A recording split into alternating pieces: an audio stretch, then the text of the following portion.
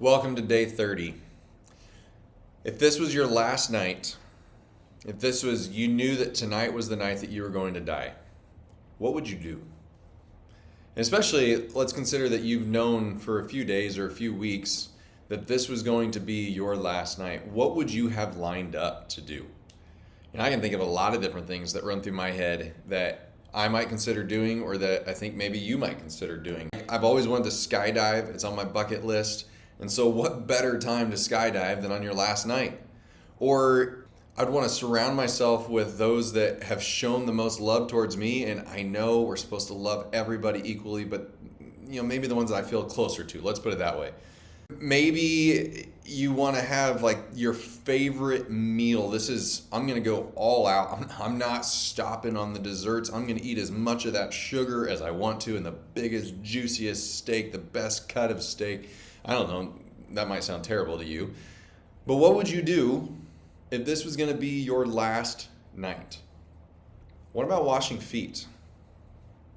Did that one run through your head?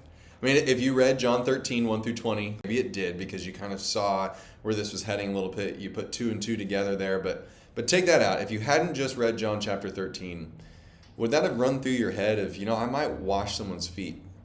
Or maybe the modern day equivalent of washing somebody's feet and figuring out a way to serve those who are around you in a way that is really kind of what most of us would consider to be beneath us. There's the serving that we all sit there and we get excited about, and then there's the serving that we all sit there and feel like that's for somebody else to do. I know we don't want to say that that's a thing, but it can run through our heads. So Jesus, on his very last day, when he knew that tonight was the night that he was going to be arrested and tomorrow he was going to die, so this is going to be his last night on the earth, he chose to wash feet. And regardless of modern day equivalents, washing feet is still washing feet. I know the culture was different then, and their feet were dirtier and they were dustier, and now we wear shoes and socks and we wash our feet more often. But still, who gets excited about washing another person's feet? But that's what Jesus did.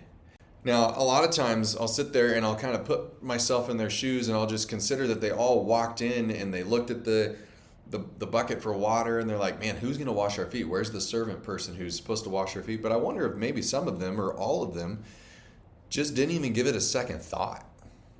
Like it didn't even run through their head of, hey, I could do that. Instead of just I'm too good for that, maybe it didn't even cross their mind that kind of service is something that they could do. I don't know what exactly was going through their heads, but I do know that when Jesus went to do it, they told him not to because it was below him. It was beneath him. They were too good to wash the feet of others, but they weren't good enough to have him wash their feet. I'm too good to do it for others, but I'm not good enough for you to do it for us. And yet Jesus tells them, no, I'm going to do this. And if I don't do this, then you don't have a place with me. And then he told them, go and do it for others.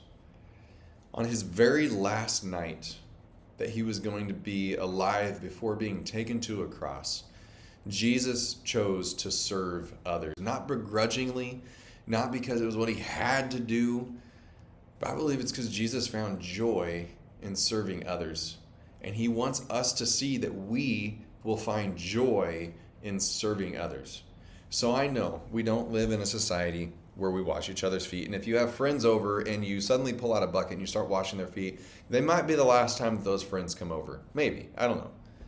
What kind of service is out there that you're sitting there thinking that's beneath me? Maybe just spend some time today and just think, what would I do if it was my last day on earth?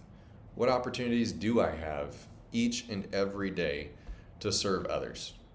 For tomorrow, I invite you to read John 13, verses 18 through 30. Again, that's John 13, 18 through 30. And I look forward to seeing you then.